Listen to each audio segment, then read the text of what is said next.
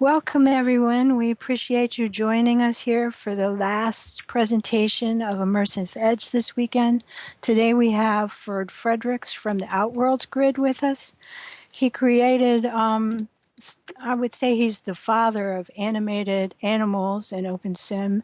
And he's done some amazing things like create the shape-shifting avatars and the wonderful all-in-one controller that is at the heart of so much of what we've done here with Immersive Edge.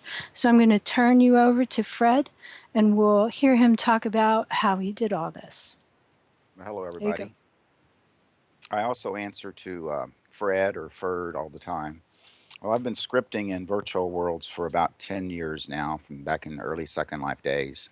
You probably first knew me from the open source scripts that I maintain over at outworlds.com website.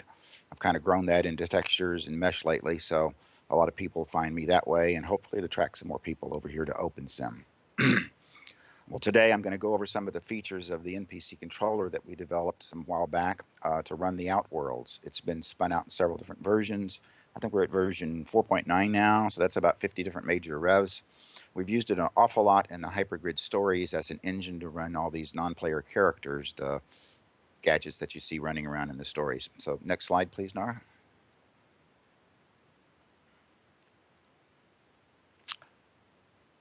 So there's a few of the scripts for the NPC controllers that we used over in the hypergrid stories.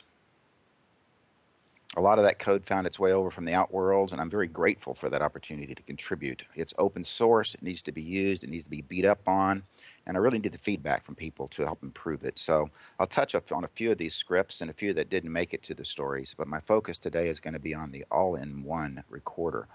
I'm mainly going to talk about it, where it came from, what's changed recently, and also a little bit about where it's going. So hang on to your questions until the very end. I'll be happy at that time to answer any general questions you might have. I'm going to try and keep this at a fairly high level due to the short period of time and the general audience. If you got any deep questions that are beyond that level, then go ahead and speak with me afterwards or email me. I'm fred@mitsi.com, Fred at MITSI, and I'll be happy to help with you in any way I can. So let's go in, Nara, with the next slide, please. There's a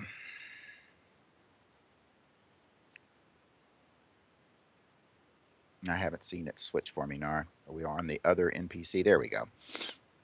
So the original script that I started with came from Wizardry and Steamworks, a place called GRIMORE.org,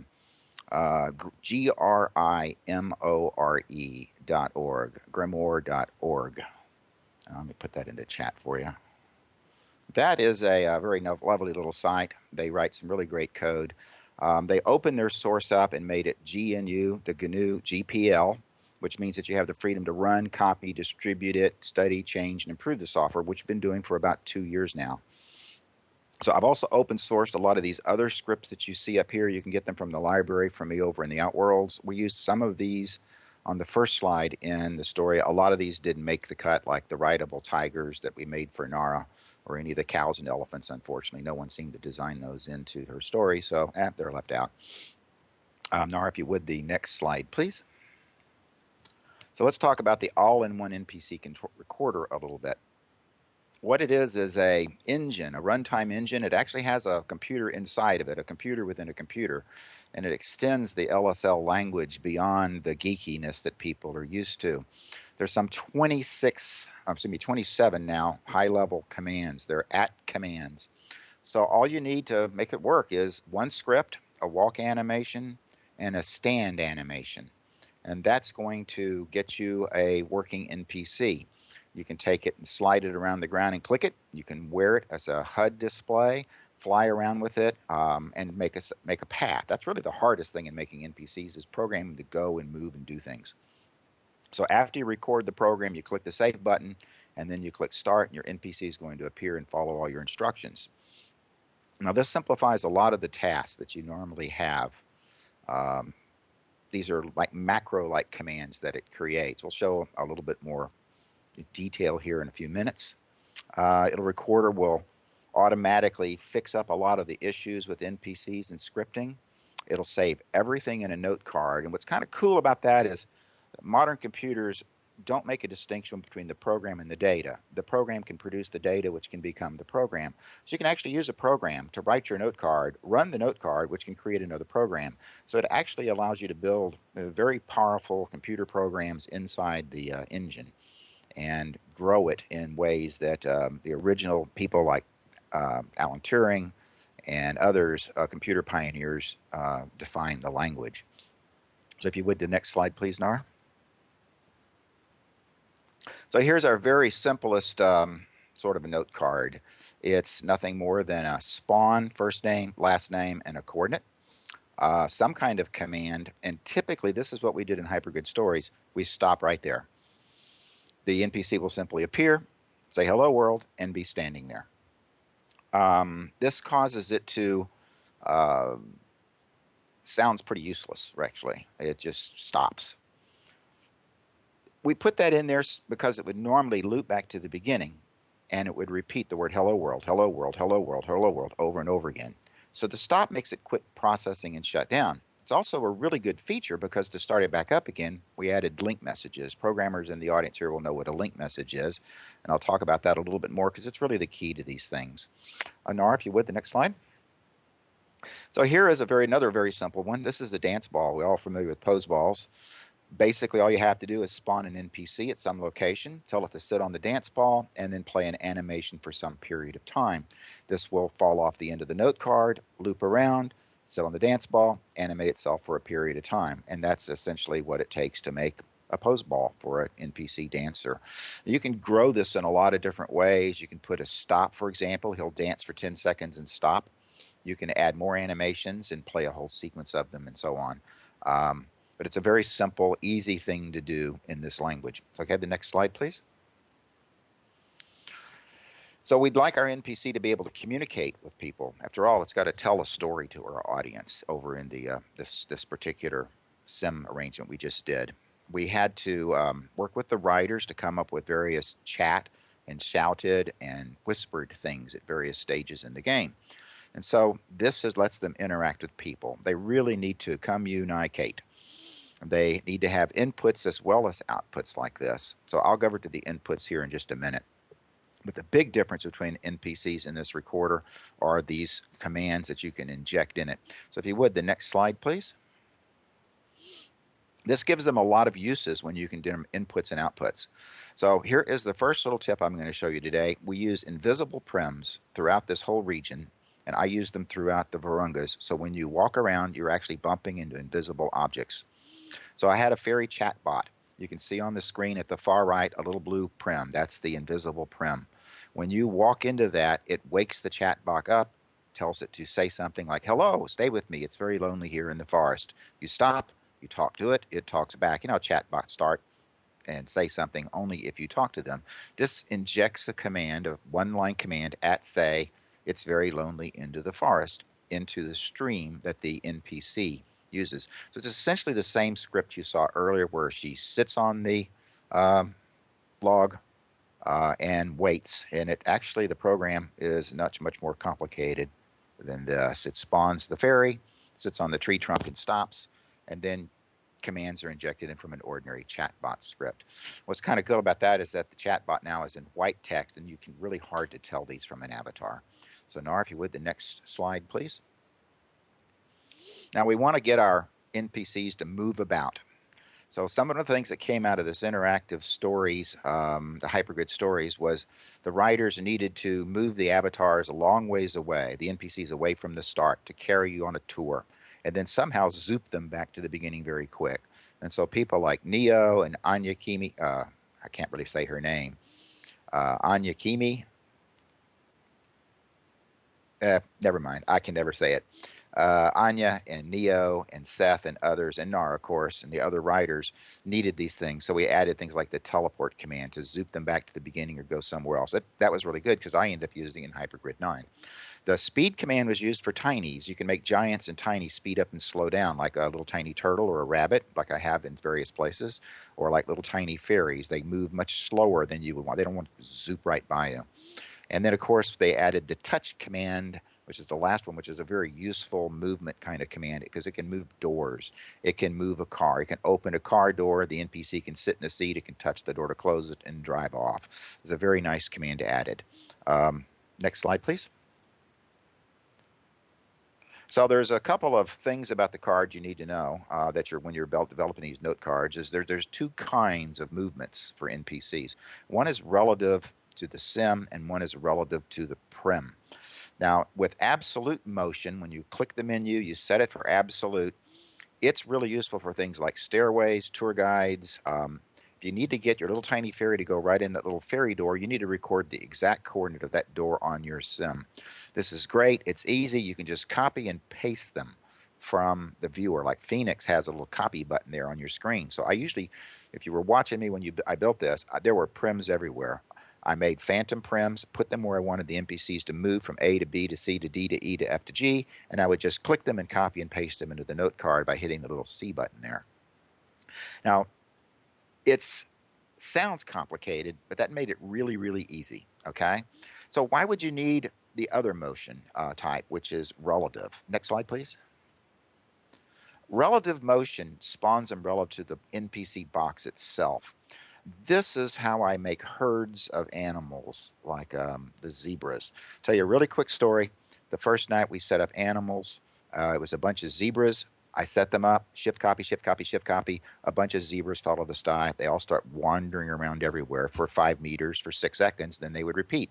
They'd move 5 around, move around, move around. I built a huge herd with just a couple of shift clicks. Okay, Nora, next one, please. You can build upon this with the all-in-one, like, for example, to make an I Love You follower. There's some of these are floating around in the Outworlds. They didn't make it into the world here, this game, but they're quite useful. It's basically you spawn an animal, tell it to walk very close to where the box is, and then you put a simple follower script in that box and make it invisible. The box finds the avatar, the little sheep finds you, comes up and plays with you and follows you everywhere you go. You can play with some of the timings and things like that to get it to lag behind you or go to the right or the left or in front and so on like that. Next slide, please. So spent about the last year refactoring this script. This means recompile it from the original Wizardry and Streamworks factor so we could easily add commands. It was really needed for the hypergrid stories. So what it does is it accepts inputs from a bunch of other scripts. I think we used every one of these. Note cards are obviously an input, but you can touch certain things, sit on things. A lot of invisible colliders, which I'll show you in a minute. There's a timer that Shin Engine made just before he injured his leg, and I took over 9 from him that controls a bunch of these NPCs. There's sensors. People can chat to them to control them. And there's also a web server tied in so that when you bump or things happen at a web server and it sends a response, and depending on the things you've clicked, it causes the NPC to chat to you as well. So, for example, it can make a NPC using the @say command say hello world whenever you walk into a room. It could be when you land at the teleport gate, we want it to speak. There were some real challenges that the writers came up for us that were kind of hard to get around. This made it really, really easy. So at the next slide, please, you'll see what the difference is we can now add multiple NPC controllers. It's just a prim with a script and some animations in it. You shift copy it several times. I think the most we used was 10, might be 8 NPCs like this in parallel, and it was 10 colliders, a sequencer, a listener, and 8 NPCs, I believe. So what you do is you send a message to all of them with link set, and all the NPCs will react. So for example, you could say @delete, and they'll all go away. It's a very simple link message. Link message @delete, they're gone. Link message @say hello world, they'll all reappear and they'll all say hello world. But you can also address them by number, and in the last script I did, you can actually address them by name. So you would say link set, you would put a name in to a function call, how long you want it to say it, and then the string. So next slide, please. There's a lot of sequencer code built for this thing, by the way. Neo and Anya came up with totally new stuff built on my work and fed it back to me, and then I made changes and fed it back to them. So we've got, I think, 3 sequencers also involved, along with all these colliders and such like that. So here's a typical scene. This is the entrance to Hypergrid 3, where you land in an area. And the writers had a really tough challenge with this, with me. They want you to sit there, res in, then when you move, have a story start, and they want the raccoon to lead you down a path. That's all done by a couple of colliders, the NPC controllers, and some simple note cards. So next slide, please. This is the actual invisible layout. The round ring is where you land. There's some spoilers here in case nobody didn't realize this. The round ring is where you land. If you walk down the path after listening to the story, you'll bump into that collider that's running vertically on the screen, and that will cause the raccoon to lead you down the path. It's kind of difficult to have a raccoon anticipate where you're going. By this way, when you bump into that prim, he turns around and leads you ahead of you. There's more colliders down the path. As you progress down the path, he'll wait for you at the next collider prim. If you reach a certain spot, he'll then move forward and tempt you to go forward to the forest. The one that's down at the bottom is designed to block you off from falling in the water. The water is very deadly in that sim, and that warns you to go back. And then over on the upper right-hand corner, you can see 3 NPC controllers for Namaka, Dylan, and the raccoon as well. And also in this scene, there is one of these standalone Anya's pose balls, which runs the pointing trees. And I believe there is a little chatbot right around the corner as well. So next slide, please. This is the collider placement in scene 9. I think there's 10 colliders, 8 NPCs, all controlled by note cards in one script. This is pretty straightforward to develop once you sort of get a written story. So there's a lot of stuff done here in these various sims. There's 10 sims worth, some with multiple levels, all of them using NPCs to tell story with a variety of these scripts.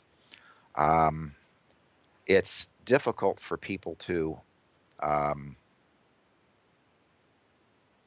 figure this out, even people who have 40 years experience at writing code. So I wanted to pass on a few tips for you today about some of the things I found over the last couple of years, as well as from the hypergrid stories. So Nara, if you would, the next slide, please.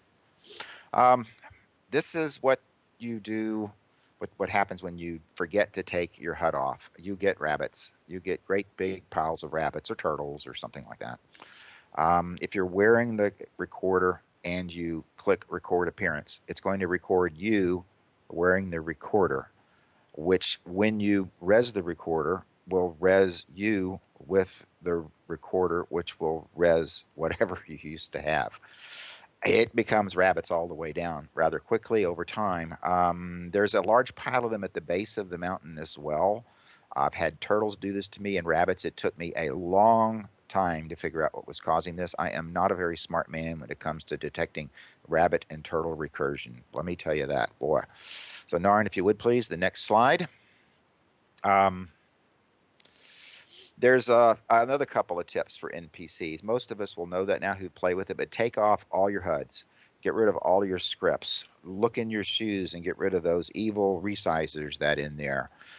Go ahead and take everything that you're wearing off and put it back on again, particularly when you've moved from one grid to another and you wish to reconstruct it. Take it off, put it on, take it off again. This records the position and the appearance and any changes. If you edit your hair, take it off and put it on again, and then record your appearance. It'll come out correct every time.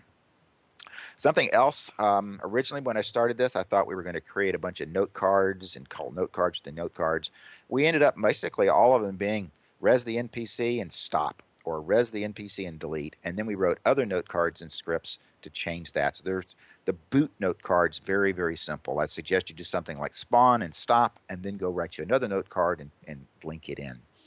And then, but we also added one other command, come to think of it, which is the reset. You'll see a bug in OpenSim where you see unknown user. So we periodically will inject that into the NPC systems now, and that'll reset them and bring back the real NPC. So next slide, please. So there's a couple of things you need to know. You need to make your NPCs walk. They don't walk as easy as avatars, so I used a lot of prims like this and made everything phantom. And you should do this right now. Go to your sims, make everything phantom, and rebuild everything with prims. Your NPCs, your avatars, and your CPU will love you. Next slide, please. NPCs don't update as quickly as avatars, so they will fall through things like mesh and floors, particularly if it's twisted in the X and the Y direction. Watch out for that. In the O Frankie game, I moved land up underneath various things. I went through scenes 3 and 9, got rid of almost all of the mesh by making it prims, made it flat, and then the NPCs work a lot smoother. They don't jump in the air and hop like they used to. If you would, another one, please. Nora, thank you.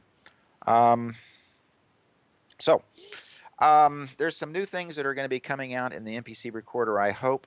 I'm hoping some members of this audience will jump in like Neo and Anya did and help write code for the controller and publish it. I'd like people to take some of the other, there's probably a dozen, maybe 2 dozen scripts involved just with the NPC controller and work with them and feed them back to us. I'd like to see some of the other ones used as well. There's a whole bunch of NPC action going on right now. I'd be happy to help anybody with this or any of the others. I'm trying to keep hosting them on the website as well. And I'm trying to add new commands that people ask. It's really important that we get feedback from the community. So I'm thinking some of the commands would be sync, like sync up all the NPCs so that they all like march in a band. And when they turn the corner, obviously the one on the outside has to travel longer to get around the corner. I'd like to sync them up again. I'd like to have a follow. I can do follows now with other scripts, but follow is basically like lead or attack by just changing the coordinates. It's kind of a half-baked idea. I don't think we're ever going to see pathfinding, but there are people out there who are smarter than me who know about LL Castray and its successes, who can inject commands into an NPC and have them figure out where to go and wander around autonomously. That would be nice to see. So next slide, please. This is some other stuff I'm working on now that I'm finally, this just came out as a matter of fact. This will be out next week, I think, in the Avatar Fest. It's a NPC skeleton fighting game. There is one script that runs the game. It reses a box, which is assigned to, let's say, Nara over there because she's closest to it. That box will then create an NPC and go attack Nara with a pirate skeleton and a sword and try and push her off this ship. Now, if you can get to the top of the ship and click the little treasure chest, you'll get a prize. It's coming out next week. I have this in the Outworlds. It's a lovely little NPC. It's about 100 lines of code. It's amazing little code to do this. So the next slide, please. That just came out. What else just came out using NPCs is a couple of more levels in the Outworld's Frankie sim. These are very simple things that I got actually back from Hypergrid Stories. Some of the snakes and animals that we built over there are now back in the Outworlds. So it's a nice big open source. I do things for you, you do things for me, everybody benefits. So come get some of these in our new store that we're announcing. I'll have some NPCs for people to take as well and some scripts on the website. Another one, please. Thank you, Nora. Just also recently completed some machinima. I really love NPCs for machinima. They're absolutely wonderful. It was much easier than working with people. It was a lot more fun working with people. With NPCs, I could do some great stuff. This was an old British television show called Bill and Ben the Flower Pot Men, and a British friend of ours asked us to help make a little movie of it and bring them into a modern time. So we had Bill and Ben smash out of their old black and white TV set and come into the modern color world, and then go on a rampage in the garden. We had great fun doing it with NPCs. The next slide, please.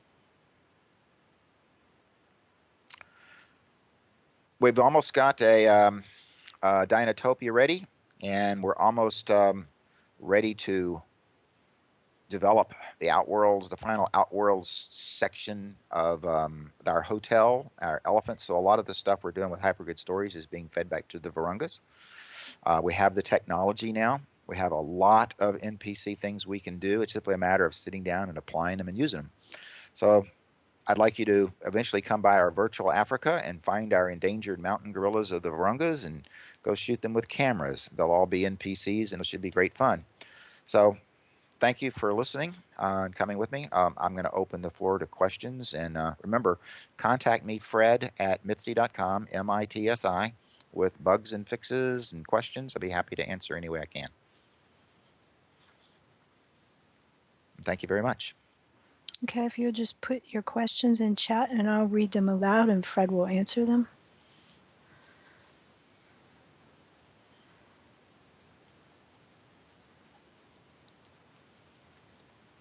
And hear the audience cheering.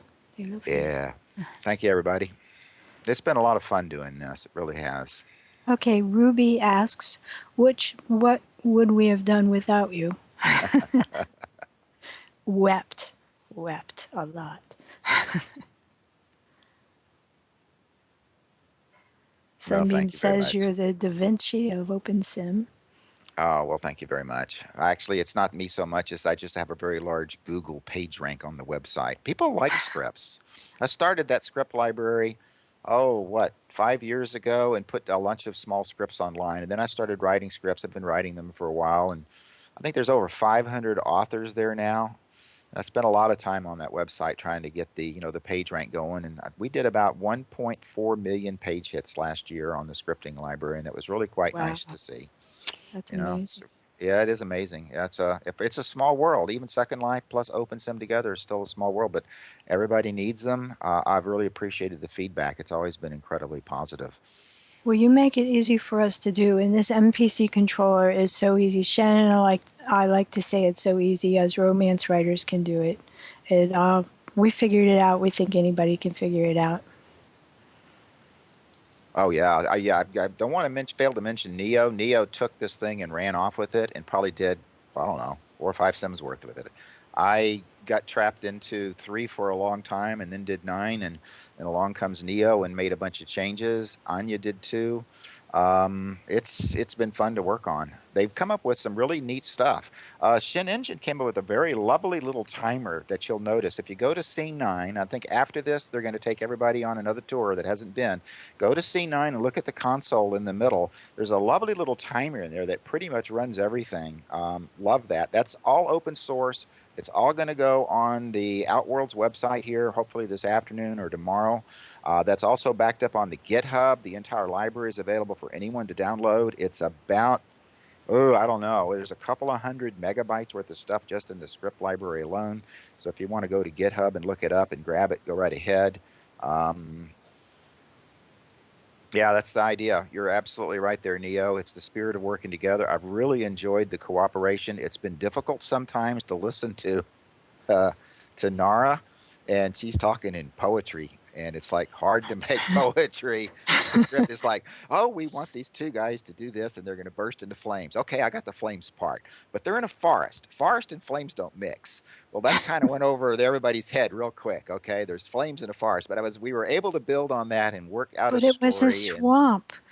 well, yeah, but the water's down below, so crocodiles went in there, and eventually it took a while, but we came up with, I think, a really nice piece of the story there.